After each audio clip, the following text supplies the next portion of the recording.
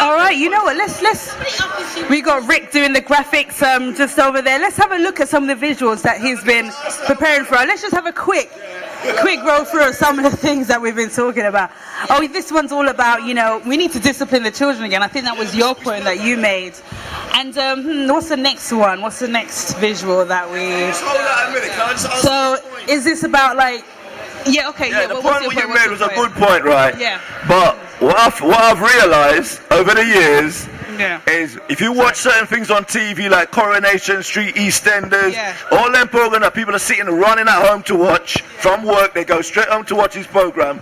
When you read the newspaper, all these things, the radio, what they're glamorizing, badness. Right. They're not telling you about the good man who gets up, go to work, looks after his children, and be a good role model. They don't talk about things like that. They talk about badness. There's gangsters in South London. There's gangsters in North London. There's man killing woman. There's man raping woman. That's the kind of things you hear about. But but really, is that all we're hearing about? Is that all? Is it just negativity majority of the time? Really? All right. What's Gabriel saying? Yeah, I mean, it's speaking out for the youngers. I suppose. Hold on. Let's listen in to what I'm technically classified. Hold on, just we've all got to listen to each other. We've all got to listen to each other, though. I think Gabriel's has a point. Let's listen to what he's got to say. Technically I'm classified as a millennial, but I mean, I'd say this more applies to 0 to... We got to have one conversation here. Yeah, this more applies to like 0 to 16, and I think they're part of a really interesting new movement. The fact is that what we're going through technologically and in communications with social media and 24-hour media access and the Moore's Law, the fact that technology and the intelligence of our devices has gone up, has skyrocketed. Yeah. Like there's the old the example that the technology that was in the Apollo spacecraft has been dwarfed by today's technology. So it's like the technology in your smartphone is 1,000 times more than the capacity they had. So I think they're part of a new paradigm, like the young generation. What they're doing with technology, with the communication, they're trailblazing, and I think we have to give them credit for the fact that blogs and... So you're saying the next generation, they're really going to be technologically advanced, come up with all these new great ideas. They're going to be the people who create the next phase of society. So what impact will that have on our society? Well, I think it's going to change the way we see ourselves. Like you've got movements like transhumanism, which you're talking about humans merging with machines. The definition at base of what it means to be human is changing substantially, and the young people are the ones who are at the head of that. I know that. I'm just going to grab because I know that you. I'm going to grab your point, but what was the point you were making? Because I know that there were sort of... Basically, what I'm trying to say to you is absolutely right. The future's robots. Yeah. So So basically, cut a long story short, if you've got any sense, get your kids into robotics. Robotics. That's the future. That's the future. So, what's the future? The future is robotics. It's robotics. So you're saying that things don't sell. What? Like I want to hear your opinion. Like you said, TV and all that don't sell. Come on. Yeah. What I'm trying to say to you, if it doesn't make money, that makes sense. If it doesn't make money, it doesn't make sense. Yeah. It's about making money. If it doesn't make money, it doesn't make sense. So basically, it's all about making money. So why are we sitting there then? Yeah. Why are you saying no one cares? What I'm trying to explain to you, the people don't care. If it's not making money, who cares? Yeah, who cares? I'm just gonna grab your point. I'm just gonna grab. You know what? One thing I didn't do. Let's get around the names. I didn't get around. What's your name again? Ventris. Jay. Michael. Winston. Mikey. Teresa. I'm Richard. Naz. Gabriel. William. So I know that Naz has. I think Naz is responding to your point, William. No. I'm responding to some. Okay. I'm responding to some earlier comments. Okay then. What would you like? I can't stand EastEnders and Coronation Street because I was brought up on it. Right, so I'm older now, mature. I want something soft. Yeah. One good thing I heard about EastEnders is it was about violence and knife crime. That was a good point for these youths today. Right. But I don't watch it. You don't watch it? I don't watch it. Okay. And I can't remember what else I was going to say. Yeah. Oh, okay. When it comes back to you, definitely share that point. We do actually have a new face at the table. So I know that you've been listening into the conversation, about violence and all sorts of things. But I know you've got something to contribute. So I have lots to contribute to a lot of things, but I don't know. Sorry, guys. I've only been here about 5 minutes, and I don't know very much about what's been talked about. But I think there was something on knife crime in EastEnders. Yeah. Oh, I just think that you just mentioned that. Yeah. I mean, to be honest with you, today it's about sex. The way we look at women. Why is it going wrong? Yeah, welcome. Yeah, definitely. Why aren't people looking at the ridiculous attraction to black men to grime music and how much what hateful music is a worship of violence? And everyone wants to praise Stormzy.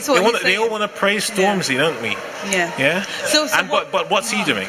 So he's promoting stomping and bludgeoning someone out. So those are the lyrics that people love in this country. So Jeremy Corbyn wants to be his friend. Excuse me. But you know what? But the thing is that not everyone knows what grime music is. So maybe you could actually break it down. He's the spearheader of grime music. Grime music is worship of hate. Worship of hatred, violence, and murder. That's what it is. So you're saying grime music, the genre of grime music, is a worship, of hatred and violence. I mean, what do you think? Do you guys listen to grime music? Yeah. Or Stormzy? I mean, I think there's a lot of grime music out there which is very violent, and I did organise a event for the kids on my estate, the teenagers, and they played a lot of grime. And to be honest, Stormzy is one of the milder ones because a lot of it is really violent, abusive, offensive, and it's about having the reason why the kids are listening to it is because it makes them feel powerful, and they don't feel powerful normally. And then they listen to this and they're like, come on, I can go out into the world and feel powerful. So you're saying that's the reason why this music has come about? Well, I'm just talking about the kids on my estate. I can't speak wider. Because it can maybe... that's really... Sorry. I mean, that's really interesting, the fact that it can actually empower, people. But I'm going to grab your point, Naz, because I know that you... there was 2 points I wanted to make. I've made my first point, and it's come back to me. The technology now with these youths, I'm sure back in my day, if I had it, I would be on it as well. It's just a generation. So it's just because you're an older generation, you don't quite get these sort of technologies, basically. I don't know if I can... So you got a response. Is this about the grime music or? I just wanted to link it back because we're talking a lot about disempowerment. So we were blaming young women's behaviour on the fact that they find empowerment in using their bodies. We're also talking about young black men all over the UK who see grime music as a means for empowerment. So that seems to be a massive part of this. It's disenfranchisement, disempowerment, all of those buzzwords. So maybe that's a way that we could target this, and maybe it's about giving young people I mean, we've got the tools, all of this media access that we've got, if that could be leveraged to give young people a sense of ownership.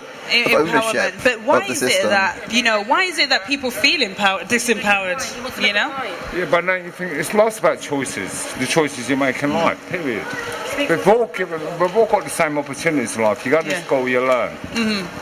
It's not about sports. We're not all going to be sports people. Fact. So what are you saying? Life's about choices. We all know right from wrong. So, but what do you think? You are given choices. What do you think? You are given choices. We are given choices. So actually, to the radio stations, you have to go through about 5 stations to get one positive view of black women. Don't you tell me about choices. I know musicians in my own family, their records are not released. Not because they can't sing, but because the powers that be want a certain image of blacks being portrayed. Being portrayed. Or I mean, but you know, I'm quite interested in so why don't they go use their initiative and open up their own production company?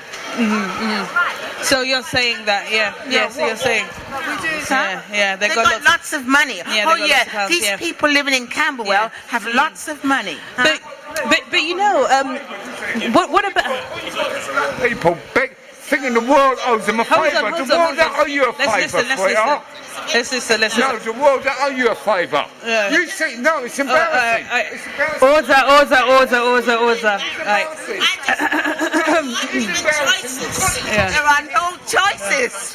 Yeah. Oh, right. Okay. On your previous conversation, yes, women do have power. They have sexual power, and that's either you. That yes, you do. Yes, you do. That is the reason why you dress the way you do. You know full well. That that's a. Hold on. Let's listen to what his point. Let's listen to his point. Your first conversation was. Okay, the thing is, we have to listen to each other speak, because everyone's listened to you speak. We've all listened to you speak, so we need to listen to each other. Otherwise, it's not a conversation. So make your point, even if people disagree. I think women do have sexual power. It's very obvious. Everyone just tune into Babe Station any night of the week, and you'll find out exactly what power they have. What power is. They want to. No, men live to try and get after. All right. Okay. The reason why men are so successful is because we are trying our best to get with you guys. So that's why we're going for the high-powered jobs. Oh, that's interesting. Okay. All right. Okay. Pardon? All right. Okay. To be honest with you, it seems like we're saying a lot of the same things. I mean, you were saying about, the grime music, it's very violent. But then I think what William was saying, what Richard, what you were saying, you were making a good point. You were saying that, perhaps maybe some of these things could set up their own companies. But it seems like that's what the grime artists were doing, But also as well, I'm just doing like a little summary, but it seems to me that maybe the grime artists were doing what you're saying. They're sort of setting up their own companies and things like that. But you have to sit down. If you want to engage in a conversation, you have to be seated. That's just how it works, really. We've got some new faces at the table, so I'm going to do another round of names. What's your name? My name is Daira. Salvatore. Paolo. Teresa. Mikey. Yeah, they're new. What's your name? Winston. Michael. Jay, I just want to say one thing. Is this your final thought, or? I'm just going to say God bless you all, and God bless you. Thank you very much for your contribution. And we're doing a round of names. What's your name? My we're doing a round of names. But he's arguing with me about power. Okay, we'll come to that. My name's William, and I'm arguing with her. William. I'm Gabriel. Gabriel. Hold on, guys. Hold on. I've got a few seats. What's your thoughts about? Hold on. I want to get your thoughts about some of the topics. What brought you to the table? There was clearly something that attracted you to the table. You want to just listen, but the thing is with this conversation, you can actually sit and listen as well. But I think one of the problems, Winston, is that everyone is shouting at the same time, and it's hard to listen. Yeah. It's hard to listen, so we need to just whoever's got the mic, and that's me at the moment. Yeah. Just listen to that person, because I feel like it's degenerating a little bit, and people are not actually listening to each other. Yeah, that is the thing. So please, just listen. And make the point when you've got the microphone. Yeah, only when you got the mic. But we got a few more seats, empty seats. So grab a seat, get involved with the conversation, or you can just listen in. It looks like you've got a few opinions to say. What's your name, by the way? Liesl. What's your name? Pat. Grab a seat. Grab a seat. So I can see that you've taken your coat off. It looks like you're ready to. But hold on. Remember what I was saying before. You know, if you have the mic, that's when you can speak. If you don't have the mic, you can't speak. You can't speak. But yeah, so you have a point to make. Yes, I do. He said. She's got the mic. No. She's got the mic. He said. William said. Is it William? Yes. William said women have power. Sexual. I love this. Women have sexual power. Maybe the definition of power is different from where I was brought up. Power means you can effect change. A woman on a pole cannot effect change. You want to bet? All right, so you made your point. So you're saying that a woman on a pole cannot affect change. That's really interesting. That's a really interesting point. What I'm going to do, I'm going to grab your point because I know that you've been bursting to say something. So yeah, can you bring back that screen and I will show you what power a woman has. You know the picture you had with that woman a while ago. Bring that back. Perhaps you can just describe it. Huh? You can just describe it. Okay, there it is. There yeah, it is. can you? Yeah, William. If you look at that picture, yeah. And we see that picture many places, on posters on the road, in magazines, on TV, movies, even on the music channels, you see things like that. And you tell me women don't have power. So why are they using women like that? So hold on, maybe you could tell me what kind of power do... Hold on. I have the microphone again. So break down what you're saying about power. What influence can the woman on the pole have over? Have you ever been influenced by a woman on a pole like that? Oh, okay, interesting. Okay then, okay. Oh, fair enough. All right, so what we're going to do, we're going to grab a new voice from this side. So I think just with regards to the whole thing of power, I think it's kind of twofold, because in one way the woman is actually being exploited, and so therefore a man to some extent is using his power over her for whatever reason to get money. But also for women that dress in a particular way, the influence that they are having over men makes them feel good. Okay. And so sometimes to them that gives them a sense of power. Okay then. And so it's twofold. It's exploitation and it's a feeling of power, a sense of power and esteem. So yeah, you know, I have the microphone once again. So in a way, people are kind of like using each other. The man's using. That's really interesting. Let's get a new voice at the table. No, hold on. There's a new face at the table, so I'm gonna get this fresh voice. Oh, you know what? You haven't said anything before. Yeah, come on. 2 minutes. Give us 2 minutes here. Right. Why do they do it then? You're saying this about pole dancing. Why do they do it? Yeah. Why do the women do it? Why do women do it? Come and sit down. Yeah. Come and grab a seat. But you know, that's a good question. Why do they do it? Perhaps we can... No, hold on again, I got the microphone. So perhaps we can bring it out to the table. You know, why do women pole dance? You know, you said that you feel that you've got an answer. Well, it really does seem to me that it's quite obvious why women flaunt their bodies. There's an evolutionary reason to this. It's called sexual selection. Yeah. Women need to make themselves look attractive because in the dating game, they are the passive ones. And it's evolved that way.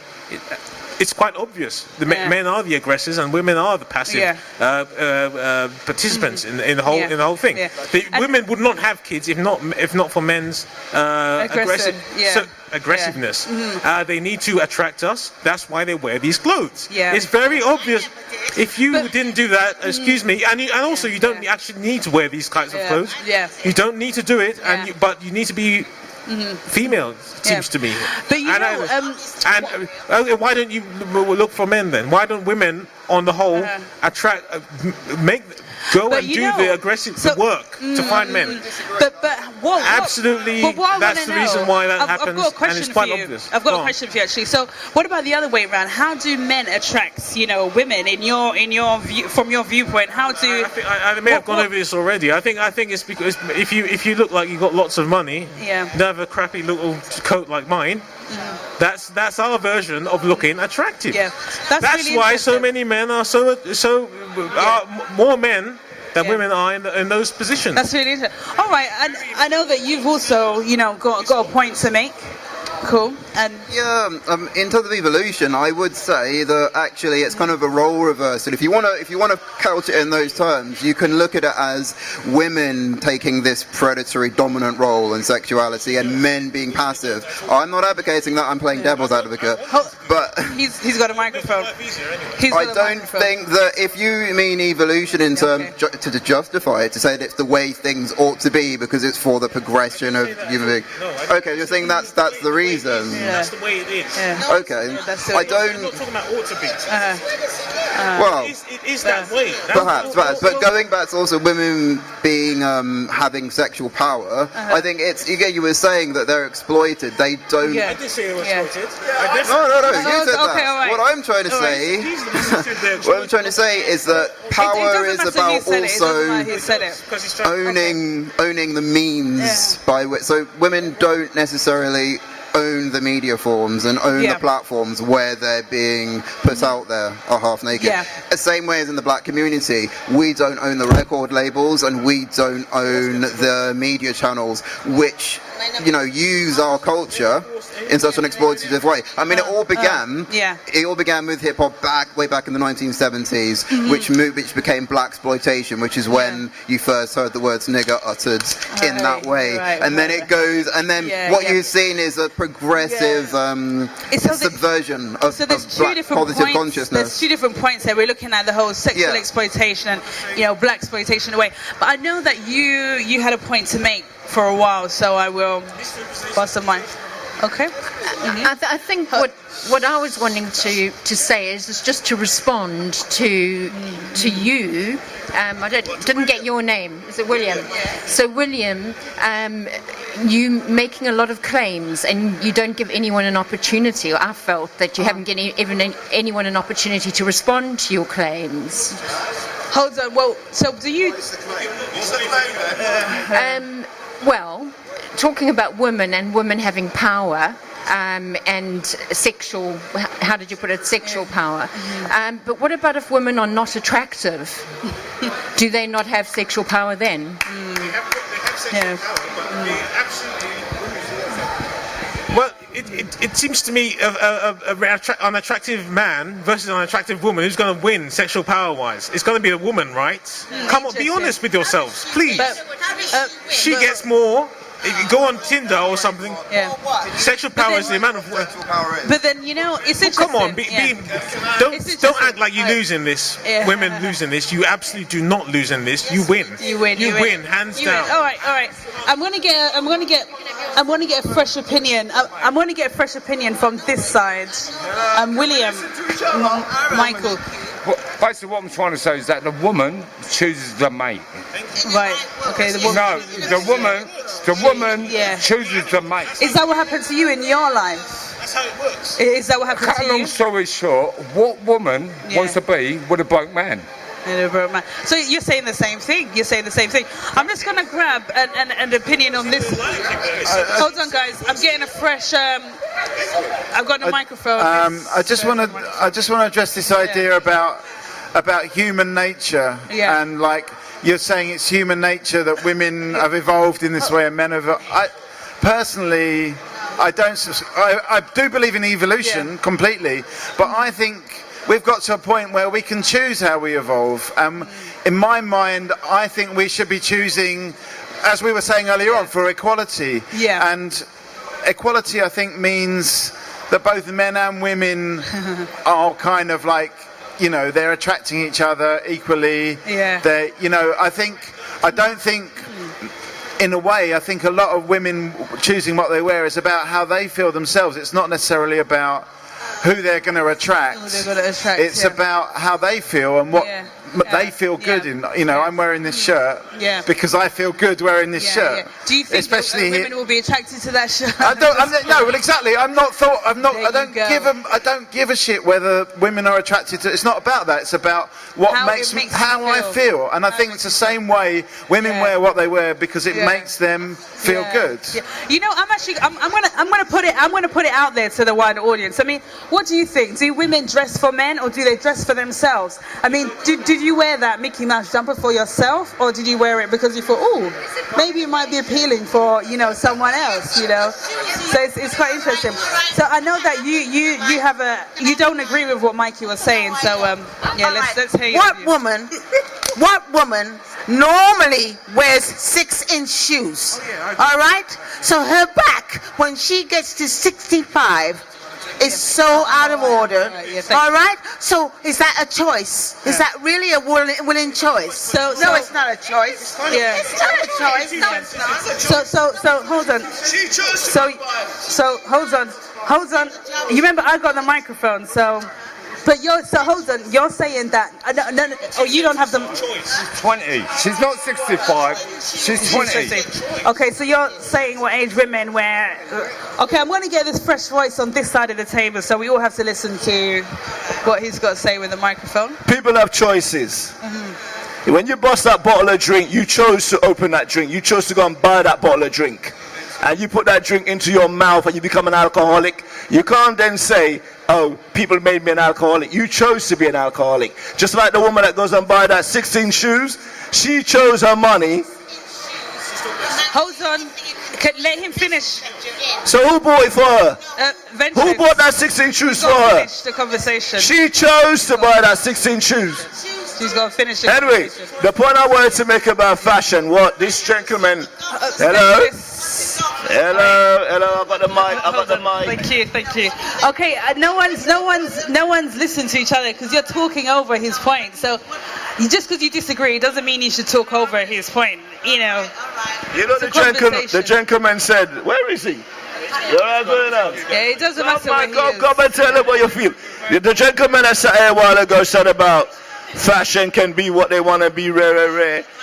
But fashion has changed. Yeah. When I was a little boy growing up, women used to wear things that cover their belly navel. Now the designers are cutting the belly navel out so women can show their belly navel. Yeah. Okay. So you can't say that fashion is irrelevant. Fashion does make a point. There's a statement about it. But then the trousers are being cut shorter. Yeah. The tops are being cut shorter. Yeah. So it's all about showing a nice little belly shape. You know, I'm sure you were around in like the 80s, and I know that those belly tops sort of came around. They were in fashion in that time. So you know, let me put it out there. I'm just going to put it out there to other people. Do you think women dress for themselves, or do they dress for the attention of men? That's the conversation happening around the table now. You know. So anyway, I'm going to get. You've been waiting for a long time, so I'm going to go to him first. Yeah. So I think it obviously depends on the individual person. A lot of women dress for themselves because they feel good in what they're wearing, as my man over here said. But there are some women of a particular mindset who dress for a reaction from men. Okay? Because it boosts their self-esteem to let them know that as soon as they rock up in the club, every head's going to be like, rah, she's fit. Like that reaction, that feeling of knowing that you have that influence, that feeling of knowing that you have that impact, you know, is obviously going to influence the type of stuff you buy. So it's a bit like what you were saying before. Yeah. I mean, where do we want to go with this conversation? We're going to stick with the whole, like, you know, do women dress for men and so on and so forth. You know, I want to bring in some new voices. I know that you haven't really said much, but I just got a question, Venturous. And sorry, can you remind what your name was? Pat. For Pat, I mean, when you were growing up, I mean, or even now, you know, do you dress for yourself? Yeah? I personally dress for myself. Yeah. And for the men.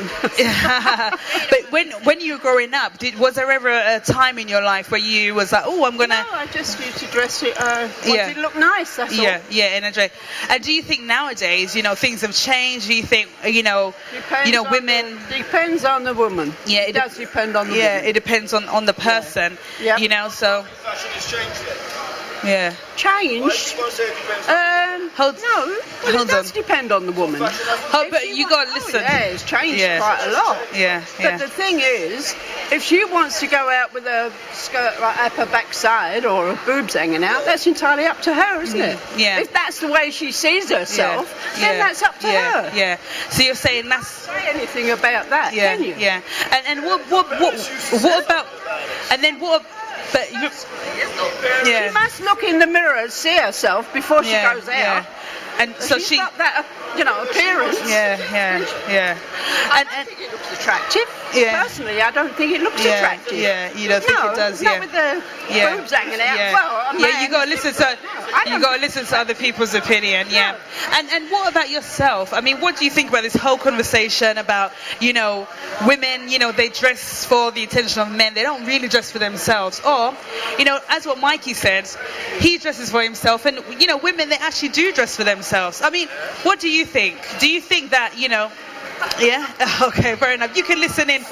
You can listen in. I mean, what do you think about some of these points that have been made around the table? Do you think it's as black and white as that? Women are out here showing their navels just for the attention of guys, or do you think they're just doing it for themselves? I think since this belly piercing come out, that's when they started showing their lower parts. Yeah. And do you think that's a bad thing? Well, it is really. Yeah. And it ain't. Yeah. Because it's like a fashion, What is bad about it? What is bad about it? Because everyone look. That's the first place they look. Yeah. And guys look. Yeah. Or upper. Yeah. Like women go out there and want their boobs done. Like implants just for the attention. Yeah. Just the same. Yeah. So you're saying that it is for attention. I know that you've been waiting for a little while. So a while ago, I kind of made a decision that I'm going to start dressing like an old man.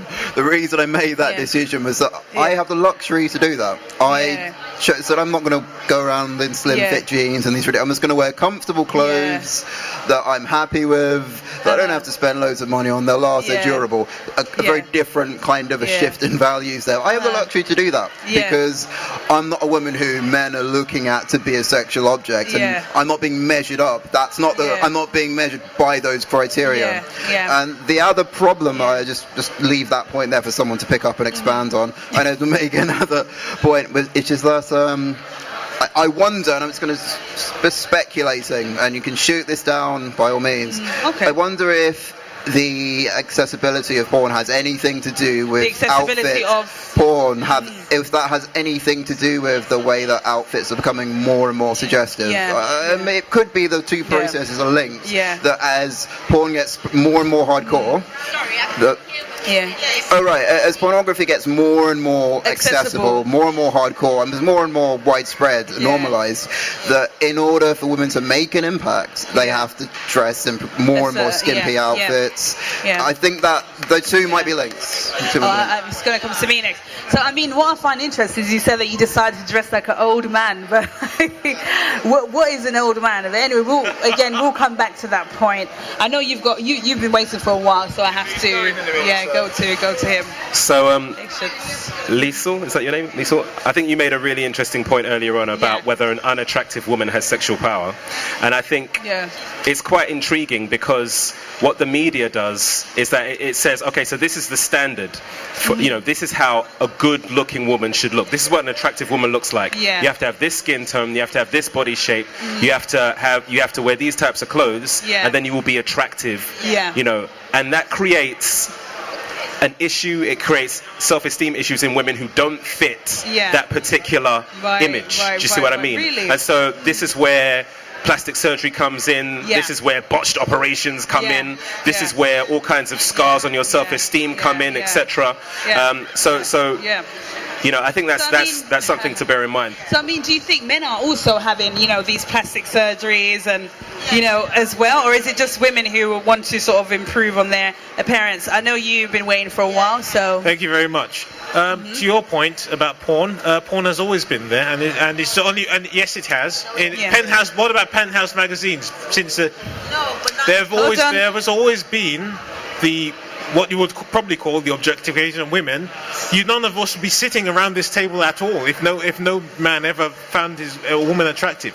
So what on earth are you all talking about here with this objectification? It's a misrepresentation by well, feminist media really, pretend as though female sexual objectification, as they call it, which is just really attraction from man to woman, is really bad. And there's nothing bad in it at all.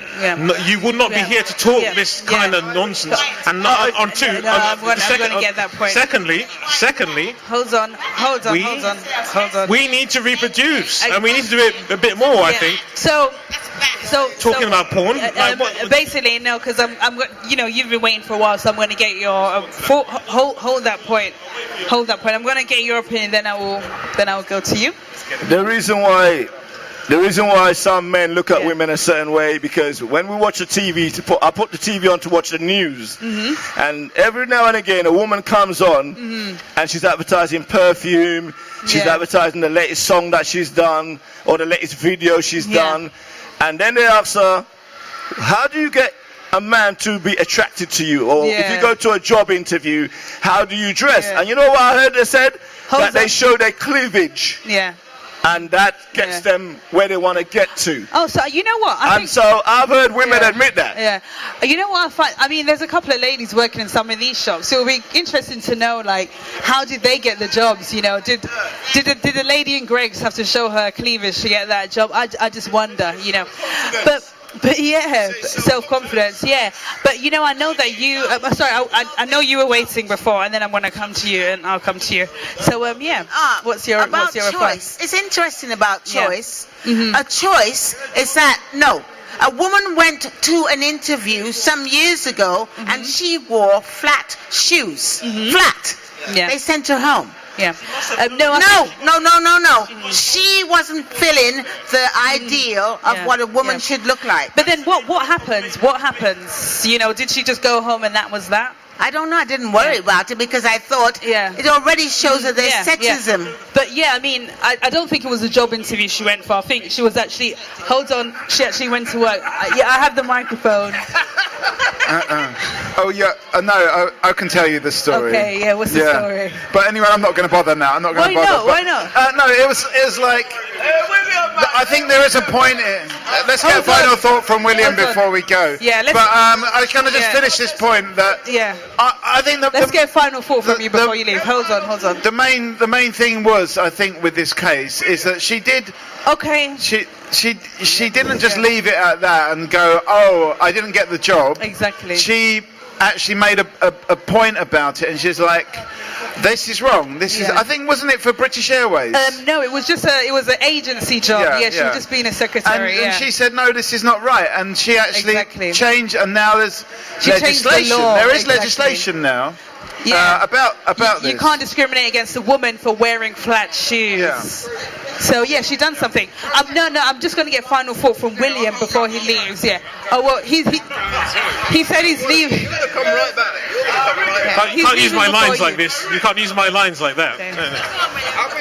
Well, all I see here with this objectification argument is a purposeful conflation between the reason why any of you are sitting around this table now is because your dad objectified your mum.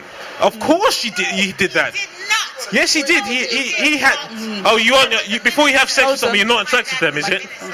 Absolutely ridiculous. That's what I'm saying. It's a fake problem. It's not that whole word, that whole phrase, sexual objectification, is made up by feminists to make you feel guilty for being heterosexual as a male, and you are falling for this.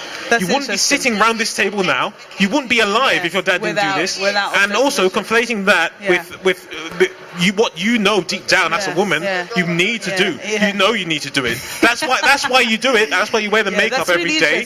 Those who do. Excuse me. Don't pretend. Why sit here and pretend? I don't know. But you have to live with this. You are the person that has to. You are the person that has to deal with this. Don't wear makeup. I don't. Thank you. You know what? You remember I've got the microphone now, so thank you for your opinion. But it will be good to know if objectification goes both ways. You know, I mean, is it true? But I know that you're going, so I'm going to get you final thought. My final, people buy people. It's, regardless of what you got on, people buy people. People. What do you mean by that? People buy people. What do you mean by that? Cut a long story short, people don't like you. You can have the best product in the world. Yeah. You're not going to win. Yeah, yeah. People buy people. It's about selling yourself. Yeah. So are you saying that women should sell themselves by, you know, wearing skimpy clothes and wearing makeup? Is that what you're saying? Is that what you're saying? I'm from a sales background. Yeah. And my firm, the actor in the sales business makes the killing. Yeah. And I know what I'm talking about. Yeah, yeah. People buy people. And do you think you buy people? Do you think that Absolutely. you look at people and you sort of buy their appearance, you know? You say in life you got one opportunity. Yeah. And you got to make the best. Yeah. You got one opportunity. You got to make the most of it. If you do, that's it. That's life, reality. Yeah. And if it don't work out, it's not my shoes. People buy people. You know what? Thank you very much for your point. I'm going to put it out there to the wider audience. I mean, what do you think about some of the ideas about, you know, the fact that, you know, sexual exploitation is not real? You know, it's just a feminist thing. It's something created by feminists to make men feel guilty about being attracted to women. What do you think? Come and join in the conversation.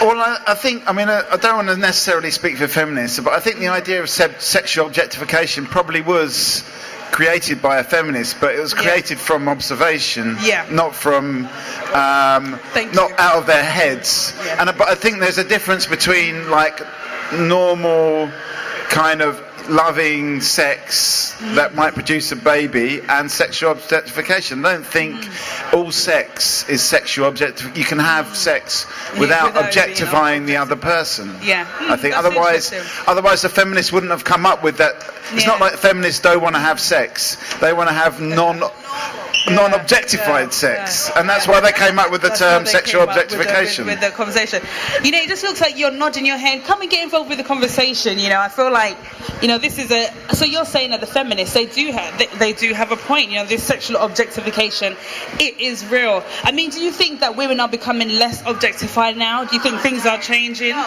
You know. No. You don't think so? I know that you've had your hand up for a while, so I'm going to get your opinion. Yeah, I'm going to go. So I was going to make my final point that actually bring it back to the Christian perspective. And I think that Christianity can offer some insights, some universal insights. I won't get too preachy. And it's the idea that sex is about two people coming together, knowing each other. It's not just about this elaborate handshake. It's actually two become one flesh. Yeah. You are making a commitment. It's not. So it shouldn't just be. But so you're saying Christianity can bring, you know, sex back to its core? Yeah, I think in Christianity it's like a high sacred thing. So you've got the angels turn their faces away and all of this kind of thing. Oh, you really read into this, Yeah. So I think that if we could get back to seeing it as something that's truly, truly important and not just how do we get back to that place? How do we get back? Do we need to get back to that place? Yeah, I think the feminists have it right in one sense. I hate the shrill ones and the harpies and all of that stuff. They can be really grating, but they have a right point when they say that actually there's a culture of objectification of women whereby you strip away everything that's inside and just leave the husk, just leave the shell, the woman, and she's just an object to be there for men's gratification. Definitely. And I think that if you can attack that, great, but also I think at the same point that men are objectified in the sense that our earning power, our ability to conform to this stereotype of what it means to be a man. So you're saying it does go both ways, nowhere near to the same extent. Absolutely not. So with men, they are objectified, but it's not about their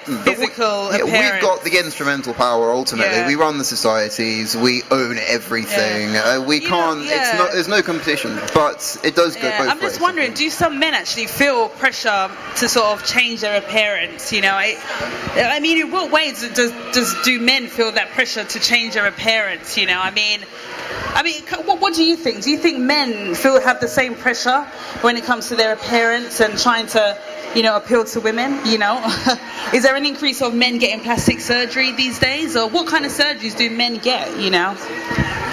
They say they do in the paper. I don't know what sort of surgery they get. I'm wondering what kind of plastic surgery would a man really get, really? But I haven't heard your voice for a little while, so let me. Well, more men are getting anorexia, for example, and from a younger age than boys never used to. It never used to be a boys' problem, and it is now. And that's also to do with the media. There are the men's mags when it was girls' mags before. Yeah. So you're saying that, you know, there are a lot of men who are suffering from anorexia. So maybe it's going in the you know, that's how they're sort of the societal pressures, that's the impact that societal pressures are having on them. You know, they're getting anorexia, you know, suffering from this mental health issue.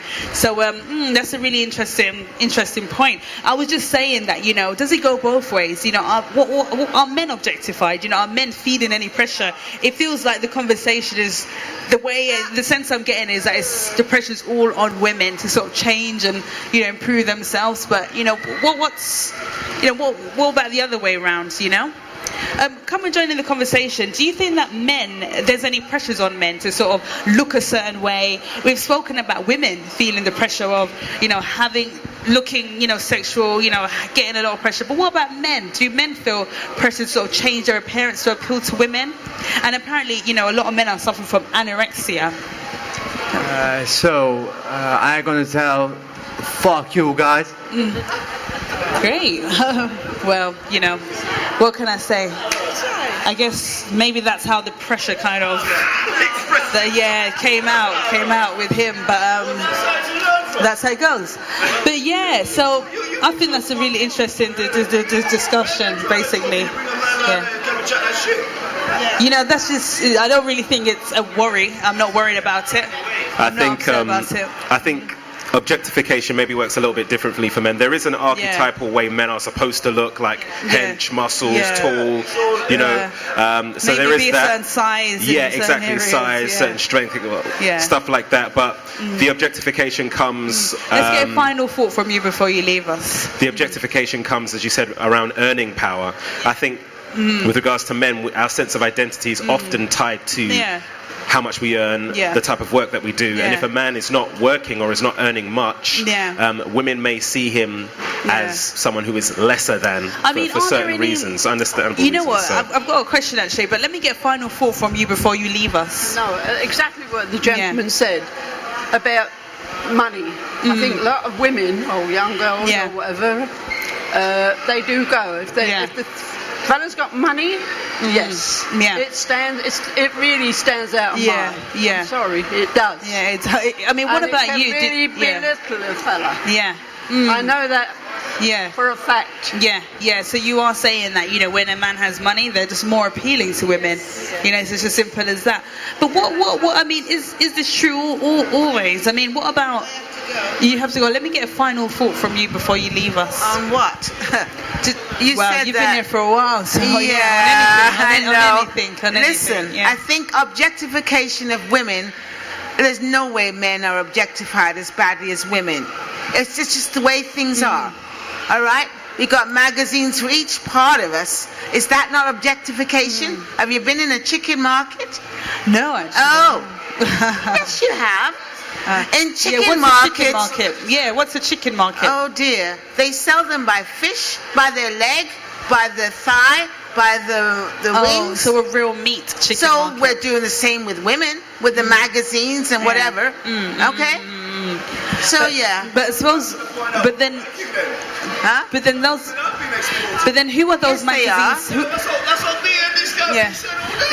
But then who are those magazines for? Are they for women? Are they for men? You know, they're for men. Yeah. So your Cosmopolitans and your Elle magazine, they're for men, I guess. So anyway, but thank you for your final thought. I just want to I agree with what you're saying, but I think from Winston's point of view, what he's saying is that men are buying those magazines, and it's not they're actually not really getting that much from it, or they're getting in this weird aspect of sexuality from it. So they're not necessarily benefiting from that either. Really? The only one who's benefiting Exactly. It's the people that sell the magazines that really make the money. Who are kind of. But anyway, I suppose aren't those models benefiting because they're being paid to be on the front cover? So they're being paid to be on the front cover. So it's kind of interesting. I'm gonna show you a life experience, real life experience. When I was a little boy, my father used to buy the Sun newspaper, That was about what, 10p? I'm going back in 1970, okay? I remember my father dropped that paper in the corner, and as a little boy, I went to pick up that paper, and I opened up the front second page. Yeah. And there was a beautiful model woman in there. Yeah. So every time my father went to work and left that newspaper on the floor, I used to go and pick up that newspaper to have a look at page 3. Yeah. Page 3 was modeling women, showing their breasts and little whatever. Yeah. Okay? Yeah. And then I used to think, wow, when I get older, Yeah. I'm going to get a woman just Yeah. like that. So did you manage Yes, I to did. achieve I that? had enough women. Oh. So there you are. Had. Anyway. By looking at that newspaper, Yeah. what did it leave me in my mind? But so did you benefit? Yeah. That women are always Yeah. You got a car. You Yeah. got a car. Yeah. You got a car. You got a car. You got a car. No, you got a car. But so in a way, you're saying that the way he interpreted it, he interpreted her as a car. But for you, you thought, wow, that's a beautiful woman. You know, that's who I want to go and get. Yeah. And that's exactly what you did, really. So maybe that's what you're doing now. I don't know, but yeah, you calm down now. Yeah. Sorry. Michael has had his hand up. I know that you had. I know you had your final thought already. So Michael's had his hand up for a little while now. So I'm going to get his point. So I just want to go back to a point that you made off the back of what was it, Gabriel? Yeah. Yeah, what he said. You said he was talking about Christianity. He said, "Well, do we need to go back to that?" Yeah. And I think it would be good because like what the Bible does teach is that human beings are made in God's image, which means that we are inherently have dignity. We inherently have worth. Thank you. And thank you. It means that sex is enjoyed within a particular context, and that context brings safety, it brings fulfillment, you know, and it's based not just on what this person what I can get from this person, but in a loving context and a loving relationship, and it's about serving the other person and being served, rather than kind of selfishness. So it seems like a bit more chilled out way of looking at relationships and stuff. I mean, I do agree with what you're saying, Michael. Yeah. Although I will say I'm not a Christian, but I think that it applies really to anyone really. But you know, I guess we want to see the loving relationship. When men and women are, or men and men, or women and women are attracted to each other, and that forms a kind of love, and it's exciting, and it's. You know, takes you on a journey. journey. It is different. I disagree wholeheartedly with William, who says that is objectification. I don't think it's objectification. You don't think so? I mean, I just would like. I'm interested to find out how men are objectified, or if they're objectified. I know that a lot of people around the table are saying that no way. It's all women just making themselves look attracted to men, and men being the aggressors. So. I just want to know, is there any? That was William's point. You know, is there anything? But you know, the conversation. I don't know. I don't feel that men are objectified in the same way. Yeah. Maybe a little bit, but not anything like the scale. Yeah, that women are. Yeah. Thank you. Let me get a final thought from you. I think I already did. Yeah, sorry. Yeah. Thank you very much. I really appreciate your input. You know, I know that you had a point to make on this side, so. There isn't going to be an end to objectification by both. Males will objectify females, females will objectify males. Men are going to the gym to build up their muscles so they can look. It's just ridiculous. If they're doing it for their own self, that would be good, but they're not. They're doing it for. You know, I was out there just a few minutes ago, and a girl went past on a bicycle, and she had really nice blue knickers on. Hold on. That shouldn't have been there for me to see. Right, okay, I see what you're saying. This is how things are at the moment. Do you think she was aware that her knickers were on show? You know? Well, to be honest, she should have been, because you know she had a very short skirt on, and if you're on a bike like that. But in a way, what's wrong with seeing somebody's knickers? You know, is there anything wrong with that? Unfortunately, a lot of people, when they see that kind of thing, get a buzz from it. I mean, to me, as I said to you earlier on, if all the women were naked, it wouldn't bother me at all, because I don't look at them in that way. And that's the situation. And, that's really interesting to sort of, you know, find out. You seem to have a different we're looking at women. From what you're saying, you know, a lot of the, you know, men around the table, they seem to are saying that they're looking at men in a very sexual way, but you're saying you don't. So, be interested to sort of find out how you got to that place. Well, we were talking about women having power. Yeah. There's also money power, because I go to the Caribbean. Yeah. And they don't have DHSS like what we have here. What is DHHS? Like where you can sign on and get some money. Oh, benefits. Yeah. DHHS. Yeah. When was it ever? That must have been a long time ago. In the 90s. Oh, I think in the more like 80s. Well, it's a long time since I've signed on. Right, Yeah? okay. Right. So what's basically happened now? The guys at work. Yeah. They walk into the village and they make it quite clear to the women that I work, I make money. Yeah. Right. So they will come into the village, and nearly every woman in the village they've slept with. Right. Because they got money. Okay. So the woman's thinking, well, if I'm not going to get money from you because you're not working, but at least that guy there, he works. He's got money. So I'll go and lie down with him, and I know I'm going to get probably a loaf of bread or drink from him. Wow, okay. So I come back to England. And what village is this? I'm curious. I'm just curious. Well, it just sounds very biblical. In St. Lucia. Well, in St. Lucia. A loaf of bread. I'm like, wow.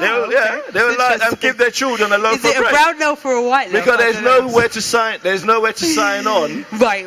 So they have to rely. They have to rely on a man. To give them that loaf of bread. Get that bread. Right. So I come back to England, and I've heard men in business said, yeah, I won't give you as a man a bottle of drink for free because I'm not going to get nothing from you. But if I give a woman a bottle of drink, and a possibility I might get something more from her. You know what's really interesting is that oh hey, we're on camera.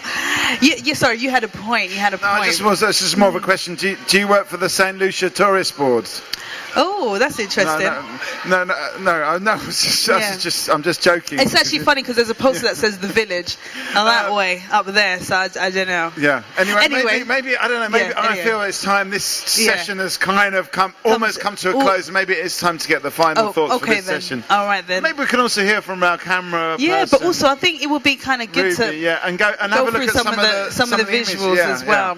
You know? Maybe this is the time to do that now. Hear from the camera, Ruby on camera. Any opinions? But let's go through this and then we can sort of. Maybe we should get final thoughts first because that will give Rick some time. Is that right, Rick? Yeah. All right. Yeah. All right. Yeah. Let's get some final thoughts about anything we've kind of discussed today. Wow. Well, there's been so much. It's kind of hard to. Sorry. Even begin to summarise that. I guess there's been a lot of talk about men's idea of what women wear and why, and I think it's a lot more complicated than a lot of maybe people have been saying. So, for example, I can only really talk for myself, but on different days I'll wear different things for different reasons. Like. Hold on, she's got the. She ain't walking around. Hold on. And who's she? And by the way, who's she? Oh my God! All right, done. Remember, I have the microphone, so whoever's got the microphone, they're the ones speaking. Yeah. So on different days and on different occasions, I'll wear different things for different reasons. Mostly it's because I don't know, I might like a particular piece of clothing. I might like the way it makes me look, but it might not be to look sexy. It might just be like I like visually how it looks. Yeah. Sometimes I might dress to look sexy. Some days I might do that, but it's not always for one reason. There's many different reasons why people wear what they wear. So you're saying that women don't dress for self-confidence? So basically, we're just getting some final thoughts now. No, you're saying that women don't dress for self-confidence? I think they do. I think people dress for self-confidence generally. Yeah. Women. No, but then that's their opinion. But I think both do. Both do. So anyway, we're just getting final thoughts now. So I mean, what's your final thought? I've heard women said that I feel more confident when I wear low cut. You're too loud. Continue. It's a final thought. Go on. It's your. All right. Thank you. Winston, come on, make your final thought. It's all right. Winston, make your final thought. And then what's your final thought as well? I think no one should be judged in what they wear Everyone should wear what they like. I wear what I like. I wear my skirts, my dresses. I don't wear leggings. I'm happy. Makes me have confidence. The world's our pleasure. The world's our who we are. Good. Thank you. And what's your final thought? Hi. Well, my thoughts are the same as they were at the beginning. As far as I'm concerned. Yeah. Sorry. As far as I'm. Sorry. Yeah. As far as I'm concerned, anyone should wear whatever they want, and no one should judge them. Other than if you have a nice conversation, that's the wonderful thing. But people can wear what they want, as little as they want, as much as they want. It's their choice, and that's how everybody should respect them choice. And respect everybody. Thank you. I guess what I'm thinking is that sometimes, you know, things just come out of the world, you know, like fashions, trends. They don't. It's not because anyone's designed it, but people just are attracted to a particular look, and it's not necessarily because they want to attract a man or attract a woman, but it's just more of a kind of emergent phenomenon. It's like something that just develops. So, you know, we talked about this kind of like the fashion for the body, the belly piercing, or, you know, the short skirt, the long skirt. It's just a kind of like just a trend that just goes from one thing to another. And I think sometimes we want to we want to say it's because of this, it's because of that. But I just think, you know, it's just fashion and it's just trends. And it's, you know, it's not, I don't think we should blame individual people or kind of like put them into a box because of what they wear. And, you know, I think my final thought is that, sometimes there's certain clothes that I'd avoid wearing because I know that it's going to attract attention and I don't want creepy men sort of looking at certain body parts. But also as well, I think that, you know, I think there are pressures when it comes to men because many people, they are, you know, the biggest killer among men under 40 is suicides, and that's a really big thing. So I was hoping that maybe we could have gone in a bit more that direction, because obviously there must be some kind of pressures. You know, where is it coming from? It may not be their parents, but what other factors may be contributing to that, you know? So anyway, that's what I'm fun for. Let's have a quick look through some of the sort of graphics created here. So we got sexual power. It looks like who's winning? Is it the man? Is it the woman? She's got her stilettos. One of them's about 2 inches, so I don't know, maybe she's losing there, but then the next slide, show. No problem at all, but I like this graphic though. He thinks he's winning, but it's good. So maybe then maybe if there's another one. Not ready. That's fine. That's all right. I think that what we've seen is good anyway. So, you know, but so that's what final thought. But anyway, thanks everyone for participating and sticking around. I know you were here yesterday. You've been here for a while, so thank you for coming. So big thanks to you, Ellen. Great job in the middle. And a lot of food for thought here today. And it's been the great thing about Talkaoke is you just learn so much and hear so many opinions, and it just keeps going. Every time. Everyone's got, I feel, something to say, and you know, I would love to just find out what everyone in this whole shopping centre thinks, because you can learn from all of them. It's so true. And you know, thanks to Newham as well, we're here with their Black History Month, so anyway, boom, done, dusted. Okay, great. Okay, we'll be back a bit later on. I want to thank you, all three of you, for giving everyone this opportunity. I hope you can bring more to the centre so more can have their say. Thank you very much. Thank you. Great. Take care.